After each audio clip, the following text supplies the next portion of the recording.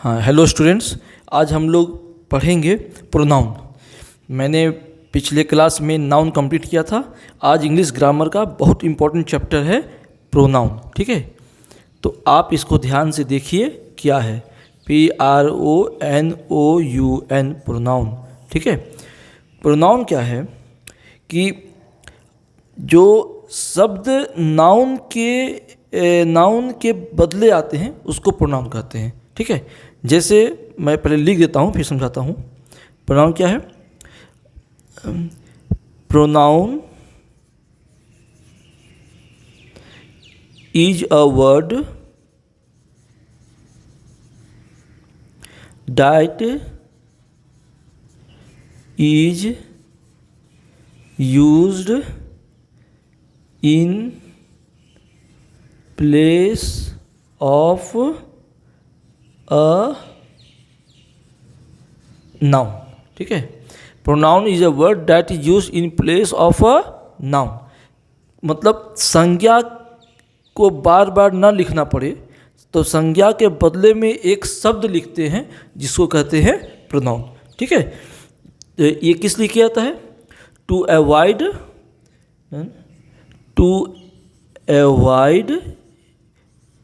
Repetition. To avoid repetition. ठीक है, अच्छा, इसको लिखने का जरूरत नहीं है, ये खाली समझ जाइए कि रिपीटेशन को अवॉइड करने के लिए किया जाता है। तो pronoun is a word that is used in place of noun. Example में मान लो लिखते हैं Rahul is a good boy. ठीक है, राहुल गुड बॉय है। अब एक और लाइन इसके बारे में लिखना होगा तो क्या बोलेंगे? जैसे अब होगा कि Rahul is a good boy, he goes to school daily. अब समझे? एक सिंपल सेंटेंस। प्रोनाउन क्या है? Pronoun is a word that is used in place of noun. Noun जैसे किसी का नाम पढ़े ना, what is noun? Noun is the name of a person, place, animal और थिंग, जो पिछले वीडियो में पढ़ाए हैं ना। तो when the name of any person means Rahul. Rahul here is the name of a person. तो Rahul is a good boy. ठीक है, राहुल एक अच्छा लड़का है। फिर बोलूँगा कि राहुल स्कूल जाता है डेली, राहुल बाज़ार से आम खाता है, राहुल क्रिकेट मैदान में खेलने जाता है। तो बार बार जो राहुल बोला जाएगा वो नहीं किया जाता है। एक बार राहुल बोल दिए, Rahul is a good boy. अब राहुल लड़का है तो लड़का की जगह ही का इस्तेमाल करेंगे। अब बोलेंगे he goes to school daily. फिर लिखेंगे he has a good pen. फिर लिखेंगे his mother is very kind. जो मर्जी, whatever you think you can add there. Pronoun when you are using any word in place of noun, it is called pronoun. Okay, then see here, it is Rahul. Rahul means gents, male. So for male he comes, for female she comes. I will write the whole chart there. Okay, so what is pronoun? Pronoun is a word that is used in place of noun. Rahul is a good boy, he goes to school daily. अब मान लो बोलेंगे सीता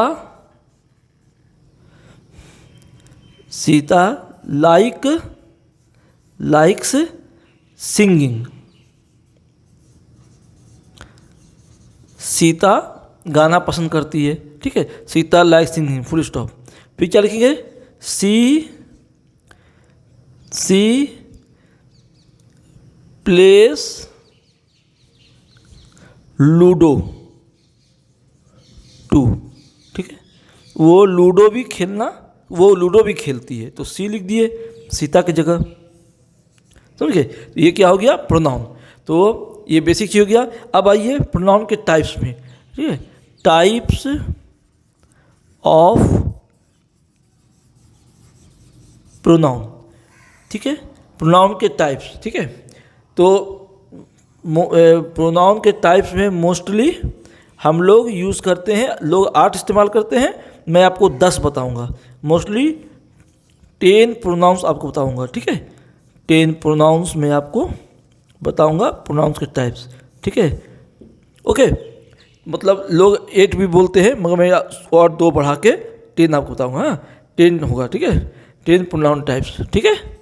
तो देखिए कैसे होता है। पहला जो है उसको बोलते हैं पर्सनल प्रोनाउन। पहला क्या है? पर्सनल प्रोनाउन, ठीक है। पहला क्या है? Personal pronoun. तो पर्सनल प्रोनाउन क्या होता है, ठीक है। पर्सनल प्रोनाउन क्या है? इट रेफर्स टू, ध्यान से देखिएगा, अभी समझाऊंगा मैं। It refers to a specific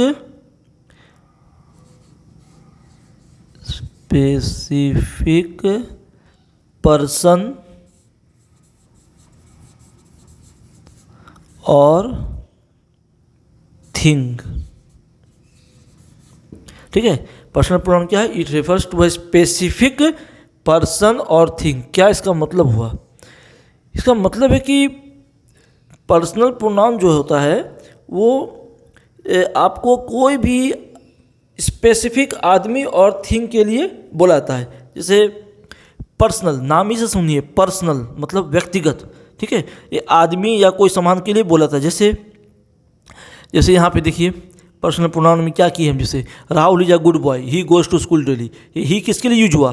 Rahul के लिए। तो ये क्या हो गया? पर्सनल प्रोनाउन का एग्जाम्पल हो गया, ठीक है। तो इसका एग्जाम्पल क्या हो सकता है? आई, अपने लिए आई इस्तेमाल करते हैं ना, अपना नाम बार बार नहीं बोलते तो आई बोलते हैं, ठीक है। I, you, he, she, it, they, etcetera, ठीक है। तो आई कब इस्तेमाल करते हैं? जैसे आप कभी भाषण देने जा रहे हैं तो बोलिएगा my name is Amit, I am working here, I am working in computer lab. तो कुछ भी आप बोलेंगे तो अपना नाम के बाद आई बोलेंगे, ठीक है। तो ये क्या हो गया? Personal pronoun.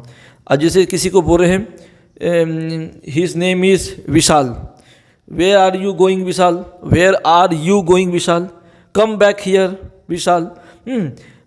Mohan and Sohan are going to play, ठीक है। They are running fast. तो अब मोहन एंड सोहन के बारे में दोबारा बोलेंगे तो दे आर रनिंग फास्ट, दे बोलेंगे। तो एक से ज़्यादा है तो दे बोलेंगे, अकेला है लड़का तो ही बोलेंगे, लड़की अकेली है तो सी बोलेंगे। इस तरह से ये पर्सनल प्रोनाउन हो गया, ठीक है। दूसरा देखिए एग्जाम्पल, सेंटेंस इसमें लिख लीजिएगा। I am going to school, ठीक है। तो आई जो है ये हो गया पर्सनल प्रोनाउन, ठीक है। He is going to school, they are going to market. कुछ भी लिखिए, अपना बनाते रहिए। इंग्लिश क्या है, बेसिक समझ जाइए ग्रामर और अपना बनाते रहिए, ठीक है। They are going to market लिखिए। दे, अभी रुक जाइए, 2 नंबर नहीं कर रहे हैं, सुनो। They are going to market, ठीक है। ये दे क्या हो गया? ये भी हो गया पर्सनल प्रोनाउन, ठीक है। आई क्या हो गया? आई भी हो गया पर्सनल प्रोनाउन। बस यही चीज़ है पर्सनल प्रोनाउन का मतलब, ठीक है। चलते हैं आगे बढ़ते हैं। आइए अब दूसरा टाइप का प्रोनाउन देखिए, पॉजेसिव प्रोनाउन, ठीक है। ये क्या होता है? It is used to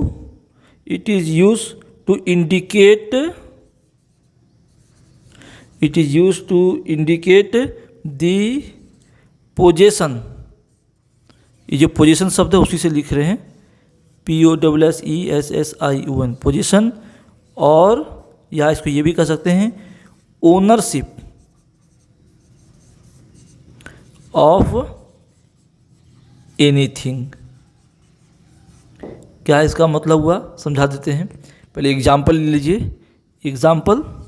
example आपको हो जाएगा माइन, आवर्स, अधिकतर में एस लगा रहेगा लास्ट में, योर्स, ठीक है। जैसे दिस इज़ योर बुक, ये तुम्हारा किताब है तो योर होता है, मगर जब प्रोनाउन की बात करेंगे ना तब योर्स आ जाएगा। आवर होता है ना, these are our book normally होता है, मगर जब आप एस लगा देंगे तब ये प्रोनाउन हो जाएगा। ठीक है, ये अंतर है इसका। ठीक है, एटसेट्रा। ठीक है, एग्जाम्पल क्या हो गया, यहाँ पर दिस बुक इज योर्स। ठीक है, ये किताब किसका है, ये किताब तुम्हारा है। दिस बुक इज योर्स, ये आर है। ठीक है, इसको आर समझिएगा, दिस बुक इज योर्स। ठीक है, ये हो गया आपको पॉजेसिव प्रोनाउन का एग्जाम्पल। ठीक है, तीसरा टाइप देखिए, तीसरा टाइप में आप देख लिए रिफ्लेक्सिव प्रोनाउन। ठीक है, रिफ्लेक्सिव, एफ हो गया, रिफ्लेक्सिव प्रोनाउन। ये बहुत इंपॉर्टेंट है और ये बहुत अच्छे से इसको समझिए, ये बहुत काम करता है आपको। ठीक है, ये क्या होता है, it refers back to the subject. Reflexive pronoun क्या है, it refers back to the subject और डोअर। क्या इसका मतलब समझे, डोअर, डोअर, डोअर किसका, सब्जेक्ट किसका, सब्जेक्ट ऑफ द सेंटेंस। ठीक है, subject of the sentence, of the sentence. ठीक है, डोअर और सब्जेक्ट ऑफ द सेंटेंस। ठीक है, एग्जाम्पल क्या हो गया आपका, आप इसका एग्जाम्पल ये देखिए कि it refers back to the subject और डोअर ऑफ द सेंटेंस। ठीक है, तो इसको आप ऐसे समझिए कि इसके लास्ट में ये होगा, this these pronoun ends with, याद रखिएगा, एंड्स विथ। ठीक है, एंड्स विथ सेल्फ और सेल्व्स। ठीक है, सिंगुलर रहेगा तो सेल्फ से होगा लास्ट में, अब प्लूरल होगा तो सेल्फ, है ना। एग्जाम्पल, माई सेल्फ,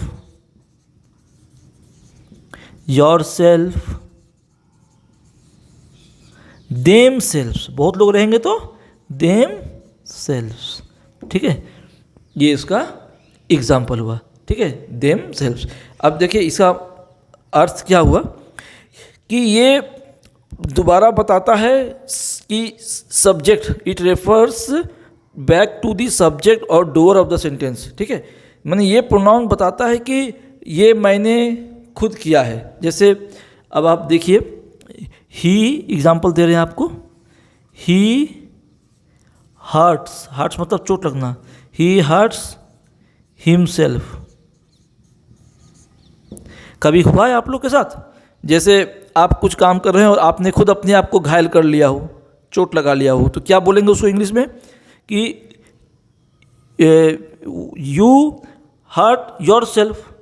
यदि वो कोई लड़का चोट लगाया है अपने आप को तो बोलेंगे ही हर्ट्स हिमसेल्फ। तो ये जो है ना, ये है। अच्छा, दे के साथ क्या बोलेंगे, दे हर्ट देमसेल्व्स, वे लोग अपने आप को खुद चोट लगाए हैं। तो दे हुआ तो देमसेल्व्स हुआ, ही हुआ तो हिमसेल्फ हुआ। ठीक है, उसका पूरा चार्ट बना के आपको दिया जाएगा। ठीक है, तो ये आपको प्रोनाउन हो गया किसका, रिफ्लेक्सिव प्रोनाउन का। फिर से एक बार बोलिए, क्या है ये, it refers back to the subject of the, to the subject और डोअर ऑफ द सेंटेंस। ठीक है, this pronoun ends with the self और सेल्फ्स। ये मैं एक्स्ट्रा इसलिए लिख दिया हूँ ताकि आप लोग समझ जाए, है ना। यूजुअली ये प्रोनाउन एंड्स विद सेल्फ और selfs. Example, my self, your self, them selfs. ठीक है, तो ये आपका हो गया एग्जाम्पल ऑफ रिफ्लेक्सिव प्रोनाउन। आइए अब चौथा पार्ट देखिए प्रोनाउन का, डेमोन्स्ट्रेटिव प्रोनाउन। क्या बोल रहा हूँ मैं, डेमोन्स्ट्रेटिव प्रोनाउन। ठीक है, ये क्या होता है, जैसे बोलते हैं ना, दिस पेन दिस, डाइट, ये सबको डेमोन्स्ट्रेटिव प्रोनाउन बोला जाता है। हाँ, तो उसी को आप लिखिए, कैसे लिखेंगे? इट पॉइंट्स, ठीक है, और इंडिकेट्स, इट पॉइंट्स आउट और इंडिकेट, इट पॉइंट्स आउट और इंडिकेट्स अ स्पेसिफिक, एस है, ठीक है, स्पेसिफिक, इट पॉइंट्स और इंडिकेट्स अ स्पेसिफिक पर्सन और थिंग। इसको समझ लीजिए, याद करना हो तो याद भी कर लीजिएगा। इंडिकेट में ये ई है, रनिंग लिखता हूँ ना, इसीलिए आप लोग को दिक्कत ना हो। इट पॉइंट्स आउट और इंडिकेट अ स्पेसिफिक पर्सन और थिंग, ठीक है, full stop. Example, this, diet, these, ठीक है, दिस, डाइट, दीज, दोज, जो लिखना है लिखते रहिए अपना, ठीक है। ये सब क्या है? एग्जाम्पल है किसका? डेमोन्स्ट्रेटिव प्रोनाउन का, ठीक है। इसका मतलब जैसे क्या होता है, ये मेरा कलम है, वो मेरा घर है, ये सब जो बोलते हैं ना, ये मेरा कलम है, वो मेरा घर है, ये सब हम लोग का है, तो ये सब जो शब्द होती है ना, उसी को बोलता है। जैसे पूरा सेंटेंस का एग्जाम्पल लीजिए, दिस इज माई पेन, ये मेरा कलम है, तो दिस ये है आपको डेमोन्स्ट्रेटिव प्रोनाउन, ठीक है। डाइट इज माई काउ, वो मेरा गाय है, तो ये डाइट क्या हो गया? Demonstrative pronoun. समझ गए? उंगली करके बताते हैं ना, इंडिकेट करना, ये क्या लिखा हुआ? इंडिकेट करना, इसका मतलब होता है इशारा करके बताना, इशारा, ठीक है। ये जो आप बताते हैं वो मेरा है, ये तेरा है, तो वही चीज़ को प्रोनाउन में डेमोन्स्ट्रेटिव प्रोनाउन बुलाता है। तो चलिए फिर से रिवाइज करते हैं। What is demonstrative pronoun? It points out और इंडिकेट अ स्पेसिफिक पर्सन, कोई आदमी, स्पेसिफिक पर्सन, और थिंग, कोई भी निर्जीव सामान, ठीक है, आदमी, सामान या कोई भी जानवर, कुछ भी, है ना। एग्जाम्पल, दिस, डाइट, दीज, और जोड़ना है तो और जोड़ लीजिए, दोज, एसेट्रा एसेट्रा, ठीक है। Example, this is my pen, that is my cow, तो ये आपका हो गया डेमोन्स्ट्रेटिव प्रोनाउन, ठीक है। चौथा, ये पांचवा हो गया। अच्छा, 5 नंबर देखिए। 5 नंबर में आपको बढ़िया चीज़ बता रहे हैं जो आपको हमेशा इंग्लिश में काम आएगा। इंग्लिश में बहुत इंपॉर्टेंट चीज़ होता है, क्वेश्चन जो बनाते हैं ना, उससे संबंधित है ये। इंटेरोगेटिव, इंटेरोगेटिव प्रोनाउन, इसको अच्छे से समझिए। क्या है इंटेरोगेटिव प्रोनाउन? ये क्या होता है? ये यूज होता है, ठीक है, टू मेक क्वेश्चंस, ठीक है। तो ये this word is used for, लिखिए, दिस वर्ड, ठीक है, is used for asking questions, ठीक है, ये क्यू है, ठीक है, QUESTIONS, ठीक है। तो इंट्रोगेटिव प्रोनाउन का जो शब्द होता है, this word is used for asking questions, है ना। तो आप ऐसे लिख सकते हैं, दिस वर्ड, या ब्रैकेट में दिए दी प्रोनाउन, ठीक है, this word is used for asking questions, ठीक है। तो the word which is used for asking questions are called interrogative pronoun, ठीक है, हो गया। एग्जाम्पल आप लिख सकते हैं इसको, बोलिए एग्जाम्पल, हु, और बोलिए whom, whose, है ना, what, WHAT, ठीक है।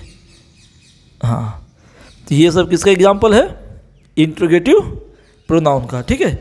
विच भी जोड़ लीजिए आप, और जोड़ लीजिए, समान मतलब निर्जीव पदार्थ के लिए विच जोड़ते हैं, विच, है ना, whose, what, whose, which, ये सब एग्जाम्पल हो गया इंट्रोगेटिव प्रोनाउन का, ठीक है। ये सब सेंटेंस के पहले लगता है, और इंट्रोगेटिव प्रोनाउन के बाद क्या लग जाता है लास्ट में?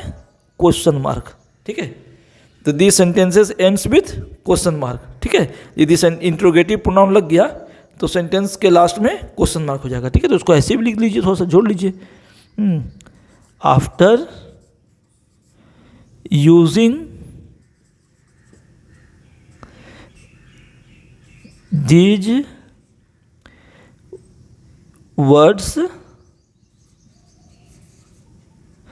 sentences ends with interrogative mark.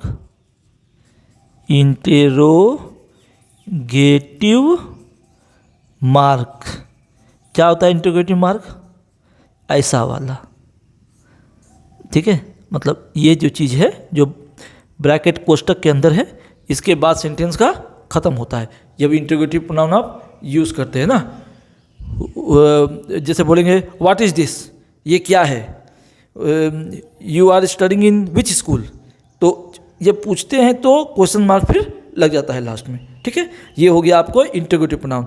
Interrogative का मतलब होता है प्रश्नवाचक। क्या होता है? प्रश्नवाचक, ठीक है। क्लियर हो गया? ये हिंदी में हो गया प्रश्नवाचक। तो this word is used for asking questions. Example who, whose, what, which. After using this word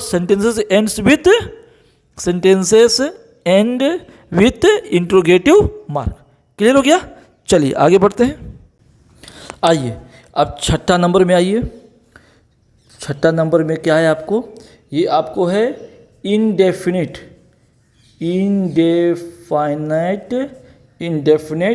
pronoun.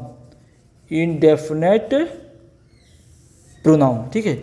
ये क्या होता है? देखिए इंडेफिनिट प्रोनाउन जो होता है वो क्या है कि it refers to a person. It refers to a person और थिंग in a general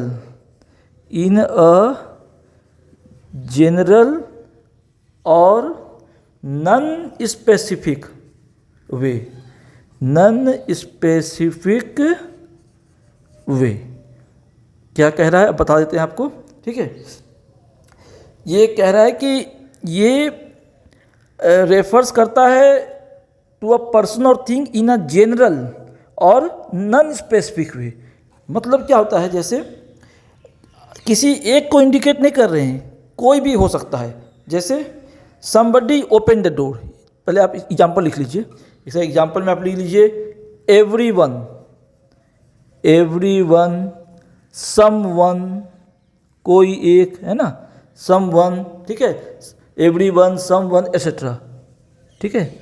मतलब ये कोई नाम या किसी एक को स्पेसिफिक नहीं बोला जा रहा है। नॉन स्पेसिफिक का मतलब होता है कि बड़े दृष्टिकोण में किसी एक आदमी को नहीं। जनरल, ट्रेन में होता है ना जनरल बोगिया डब्बा, तो जनरल बोगिया डब्बा में क्या कोई किसी के नाम से टिकट इशू होता है?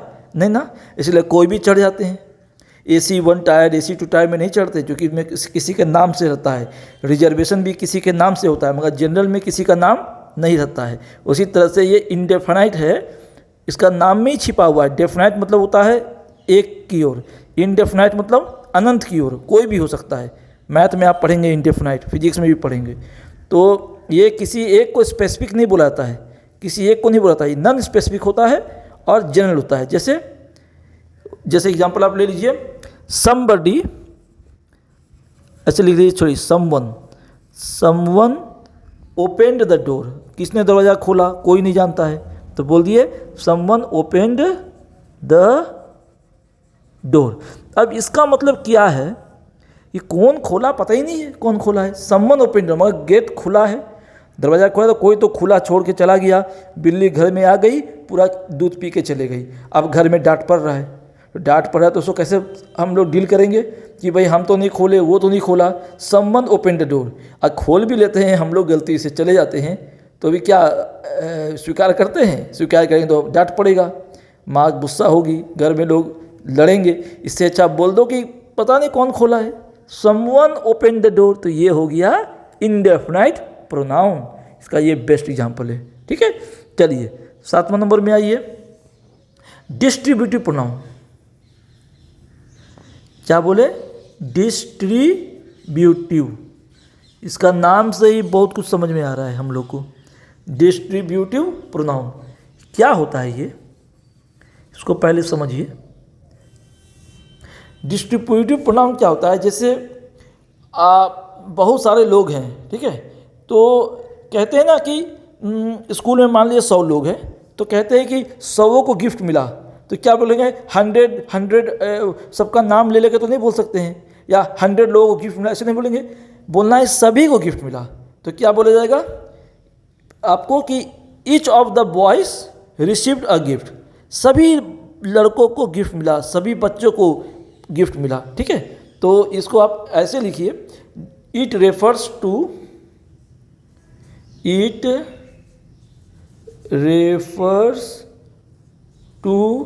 members of a group. It refers to members of a group one at a time.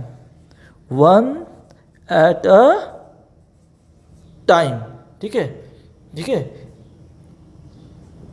One at a time, individually. एक बार में किसी को लेंगे तो क्या लेंगे, अलग अलग लेंगे, इंडिविजुअली, ठीक है, इसको ए लिख लीजिए। हाँ, one at a time individually, ठीक है। इसका एग्जाम्पल क्या हो जाएगा, एग्जाम्पल हो जाएगा ईच अदर, आइदर, ठीक है, नाइदर, ठीक है, ठीक है, ईच हो गया, ईच अदर, नाइदर, अदर, ठीक है, ये हटा दीजिए, इच रखिए खाली, हाँ, इच हो गया, ठीक है, आइदर, नाइदर, नन लिख लीजिए इसमें, ठीक है। मतलब ये डिस्ट्रीब्यूटिव प्रोनाउन का एग्जाम्पल हो गया, ठीक है। तो इसमें एक मेंबर की बात होती है, इच, आइदर, ठीक है, नाइदर, हाँ। तो एक एग्जाम्पल इसका लिखिए,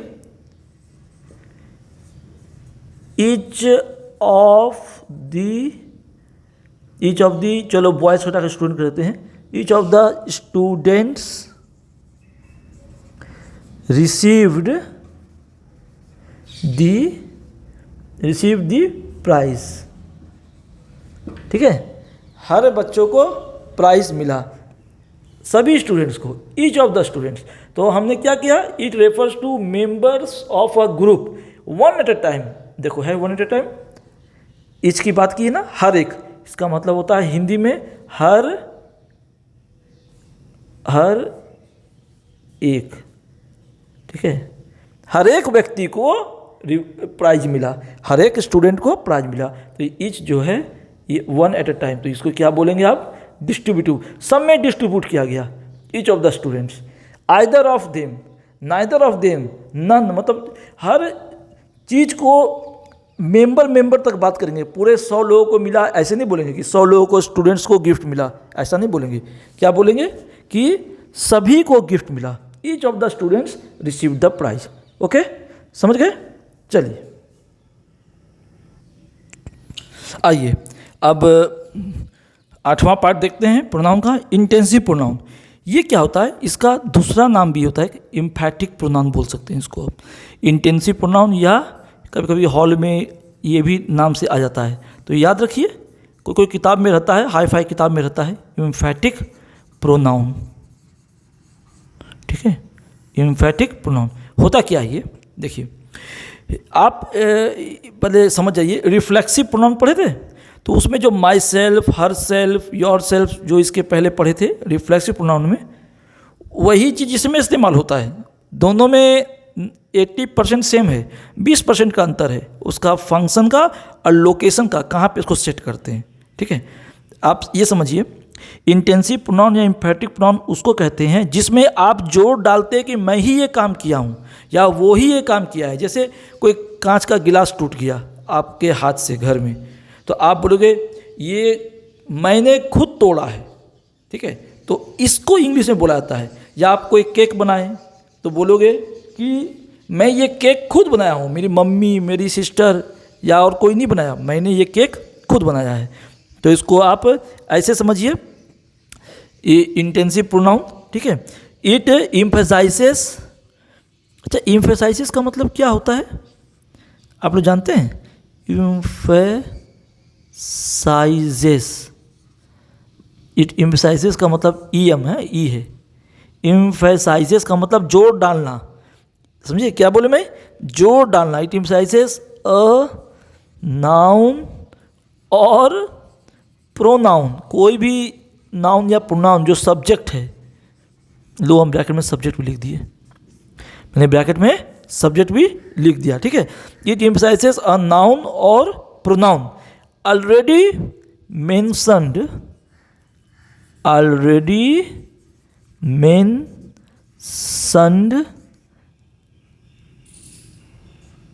इन द सेंटेंस। समझिए क्या बोल रहे हैं? ये एग्जाम्पल देखिए तब समझ पाइएगा, ठीक है। इसका एग्जाम्पल में क्या है? माई सेल्फ, ये सेम लगता है रिफ्लेक्सिंग की तरह, रिफ्लेक्सिव प्रोनाउन की तरह, मगर कुछ अंतर है, बताता हूँ। माई सेल्फ, योर सेल्फ, ठीक है, हिम सेल्फ, ठीक है, etcetera.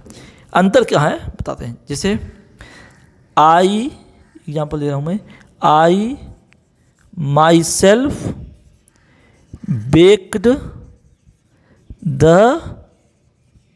Cake, I myself, ठीक है, मैंने ये केक खुद बनाया है, खुद बेक किया है। तो नॉर्मली रिफ्लेक्सिव प्रोनाउन पीछे लगता है। I bake the cake myself यहाँ होता है, किसमें? रिफ्लेक्सिव के केस में, ठीक है। मगर इंटेंसिव के केस में या इम्फैटिक के केस में यहाँ पे आएगा जस्ट सब्जेक्ट के बाद। ये अंतर है जो बहुत लोग नहीं जानते हैं, बहुत किताब में नहीं बताया जाता है, अब बहुत लोग ट्यूशन मास्टर लोग भी नहीं जानते हैं, ना बताएंगे। तो ये माई सेल्फ यदि यहाँ लग गया तब हो गया रिफ्लेक्सिव प्रोनाउन, ठीक है, क्या हो गया? रिफ्लेक्सिव प्रोनाउन, जो आप पहले पढ़े हैं। मगर ये यदि यहाँ पे लग गया सब्जेक्ट के बाद, जस्ट आफ्टर सब्जेक्ट, सब्जेक्ट के बाद, ये जस्ट सब्जेक्ट के बाद लग गया, देखिए आई के बाद लग गया, I myself bake the cake, ये सब्जेक्ट के बाद लग गया तो ये हो गया इंटेंसिव प्रोनाउन या इम्फैटिक प्रोनाउन, ठीक है। आइए अब 9वां पार्ट देखिए प्रोनाउन का, रिलेटिव प्रोनाउन। ये क्या होता है? It is used to connect, it is used to connect two clauses or two parts of sentences, ठीक है, sentences, and shows relationship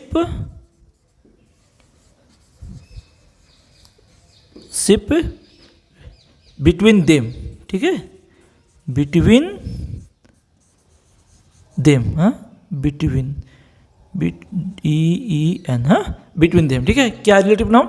it is used to connect two clauses और two parts of sentences, ठीक है। इसको ऐसे ही बोल दिए, two parts of a sentence and source, क्या दिखाता है?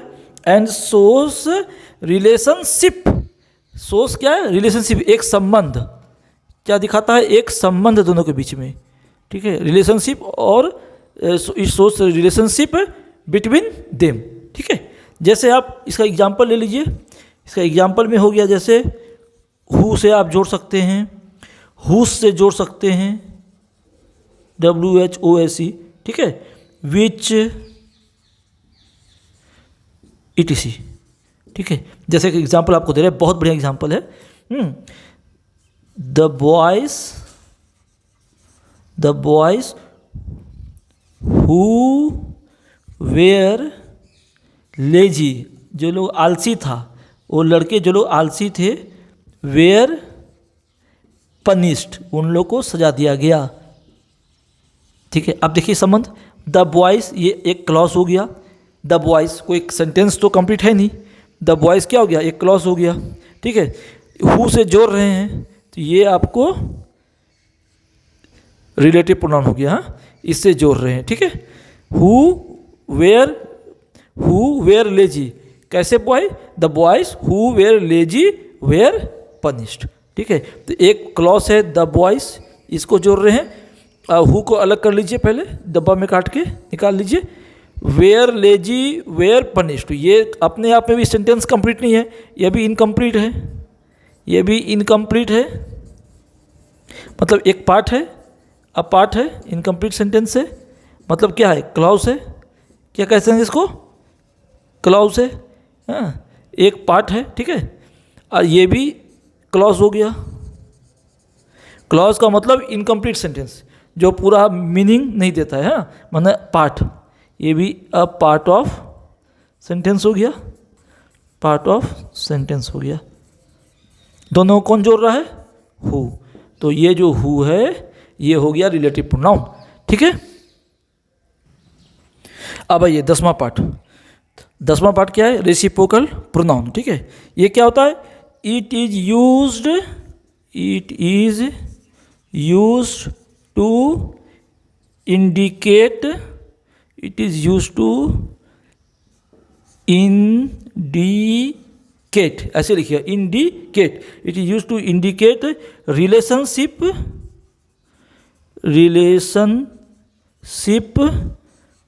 Where more people, PEOPLE, people और groups are performing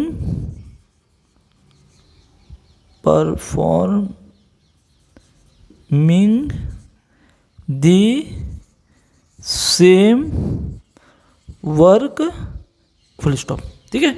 it is use to indicate relationship, RELATIONSHIP, relationship where, WHERE, ठीक है, WHERE है, वेयर मोर पीपल और ग्रुप्स, वेयर मोर पीपल और groups are performing the same work, ठीक है।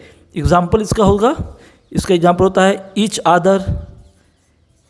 आदर, one another.